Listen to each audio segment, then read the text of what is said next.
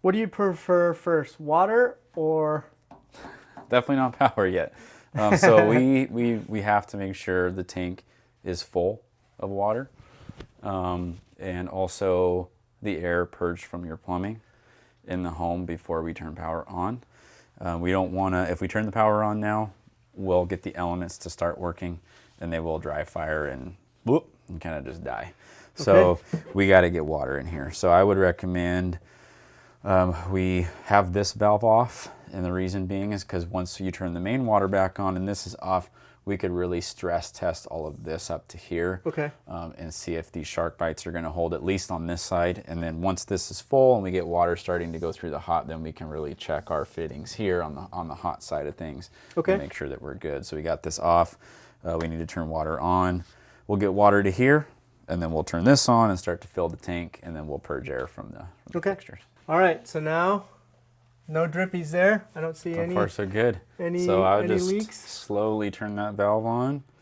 And do we need to open this at all or no? Yeah, actually, that's a good point. So we do have it zip tied now, so that's something that I might have spoke a little bit too soon on. So actually, I'll leave that unstrapped first. We could always cut that zip tie and put another one on. That just allows this pipe to be a little bit more flexible, and we can get this kind of pulled off to the side and get it underneath the bucket. I mean, we might be able to slip a bucket underneath it now, maybe the small one that you had before. Yeah. Is that okay? That'll be fine, because we're not going to allow that much water go in. So you can go and open that now. Okay. Yeah, you can open that now. We're going to open it by just flipping that open. The spring. Yep. And now we're going to slowly open this. I think it's the other way. Yep. There you go. Introducing water into the tank. Eventually, Austin will have you run upstairs and open some fixtures to get additional air in the system. The that valve. Should I go all the way? Yep. Scarier sounding than it is. Yeah, you can hear the water flowing. Okay, we're fully open. So tank is filling up, and then we're just waiting for this to start dripping water, and then we'll close it right away. Yeah, so that'll tell us it's almost full. So after this, we have just, a few inches left higher than that it needs to fill. And then we can open up some fixtures, and then we'll hear the water rush through the hot side. After this is done, we just need to check the fittings for leaks. The main spots where you're going to find leaks are where your threaded fittings are and your shark bites. These, in my experience, as long as you check your crimps and they look like you got them the right way, they're going to hold a really good seal.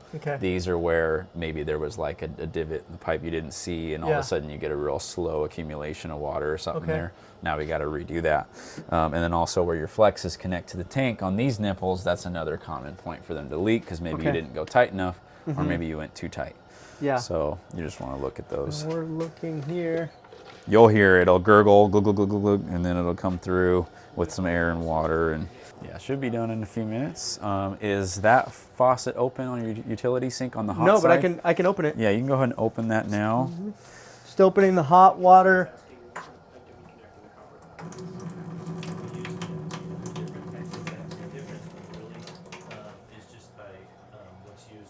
And then once this starts to release water, since that's open, that'll be the next point where water will start to flow, and then we'll turn that off once it's flowing. And it is flowing. It will a little bit, because we're introducing so much pressure into the system that some of that is starting to come out the other side. Some air and water that's left over. So once this starts to gurgle, let it do its thing for a second. We might want to hold the bucket at the bottom. Oh, look at that, you called it. Let some water flow. Now go ahead and turn that off. There we go. I like to really let the air come through and let the water come through it.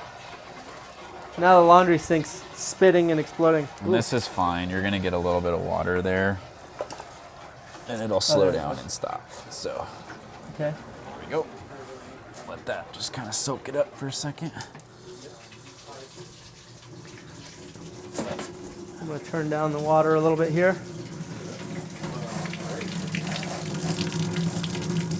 That's it for the hot water here? As long as it's flowing normal, just allow it 10 seconds or so to get that air out, and then you could turn that one off.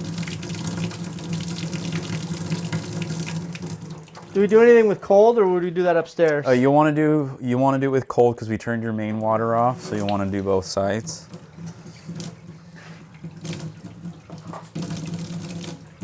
We're running the cold as well. That seems to be running well already. Okay, so everything Looks good. everything's full. Yep. Okay, so now time to flip a breaker. Time to flip a breaker. Let's see if we don't burn the house down. Yep. I think that I'm confident we're going to be good. So you're just visually inspecting if there's any. Yeah. And we'll keep looking at it as time goes. Sometimes the leaks accumulate so slowly that you might not catch it within the first 5 minutes even, and then okay, there's some water. So Okay, so far, flip so the good. breaker. Ooh, and the panel looks like it's working. It is. Excellent. Okay, Normal noises coming from the set heat to pump. 140, set to heat pump mode. That's what's normal, 120? 120. Standard is 120. Okay, Yep. we're gonna set it to 140 and see what happens. So 120 is where we want it for scald risks. Yes. Right? There's the labels on all our water heaters that say anything above 125 is scald All right, hazard. then I'm gonna set it to 130. But that's what a tempering valve would be for. Right. To be able to increase the temperature, get extra capacity, so to speak, out of the tank. and I then, don't know if you can see on here, but it even says scald risk. scald risk. Now. Yeah, there it goes. And they talked about the modes and stuff that you have on here. So you got your mode button, and then you have your next. We'll go Yes. through your menu. So if Okay. you have alarms or anything and you hit next, it'll show you alarm history, current Okay. alarms, all that stuff. And then you can do an app and set it up to Set up, your yeah. Wi-Fi. Click the Wi-Fi button, follow the instructions, hook it up. You have up and down. You just show that to turn your temperature up and down. So And then the clear alarm button. So what kind of alarms do you get? you shouldn't get anything regularly unless Right. something's really wrong with it. So if an element's starting to go bad and the sensors detect, hey, this element's starting to fail, or it thinks that it is, you'll get a code for it. Okay. Something in the compressor or something heat pump related starts to fail, or it thinks that it's failing, it'll give you a specific error code for that. Okay.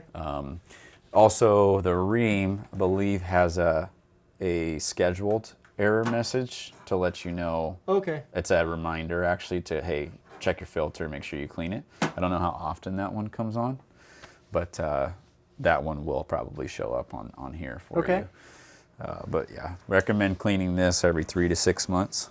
Okay. So this should just, it is flexible, so it's going to come out like this. And then it gets a little stuck depending on the angle you're pulling it Okay. at. But yeah, it just Yep. looks like this. It's plastic, it's mesh. Rinse it under some cold water, let it dry, and put it back in. Okay. That's all you got to do. And the direction doesn't matter, right? No, not on this one, so you could flip it the other way. It should go in the same. Just get the bottom end started, and then, All right. what's that? Is that an air filter? Air filter. Yep, incoming air. Just to catch any dust or things floating around. And now our compressor turned on. So we can hear it just kind of sounds like a fridge. It does. I don't know if that comes up on camera. So now, just to add a routine for what I do, my gloves are wet, so I can't feel any water. Oh, But I go yeah. dry hands, and I start to just work my fingers around everything, all of my joints. Make sure everything feels dry, especially these. Yeah. This is going to be a little wet because we had water coming through Right. it, but that should be dry. This is the important. yeah. This one feels There's dry. actually, So- I don't know if that's So splash. yeah, it could be. So what we want to do is just take a dry rag or a paper towel or Yep. something and dry all that up and wait for a little bit, and then put our hands underneath it again just to double check that we're not actually leaking. Yep. We did have a lot of water coming from there, so Right. it could very well be. Yeah, okay, Splash. so now I can confirm that it's dry, so then we'll come back to it. Yep. And usually if it is leaking a little, it's usually just like a quarter turn maybe. Yeah, I mean, you might just have to play with it, do a little bit, watch it again, tighten it again, watch it for a little bit. Yeah. but Nothing now. no, should be coming from the thread side of that, unless the flange was broken. Yeah, and then, the water was over here, so Oh, I think okay. it was just splash. Yeah. But we'll keep an eye on it, and then over here feels great. Still dry here. Yeah, looks good. So water heater is water heating Great. and blowing cold air here, and that's what we want, right? Yep. That's what we're cold air. expecting because it's pulling air here and blowing it out this way. Yep, if it's working right, should be blowing out cooler air on this side. Okay. Yeah. Now what are we gonna do with the old water heater? Can we throw it in the river? No. But I have found with the water heaters I've replaced before that putting it on the street, usually some metal recycler will come by and get it pretty quickly. Austin, tell them what we do with the water. So we take the water heaters in our trucks, take them back to our location, and we have a metal bin from a company that's local that will haul that away when it gets full from our location. Okay. And it's all just strictly metal recycling, so we'll throw old galvanized pipes and the water heaters in there. Okay. And then the metal yard will take them and recycle them down to what they do. So that's the best way to get rid of these. If you're getting rid of a heat pump water heater, that's a little more involved. You got refrigeration and stuff in there. Right. They have to actually evacuate that refrigeration before it's all crushed and stuff, or otherwise they won't take it.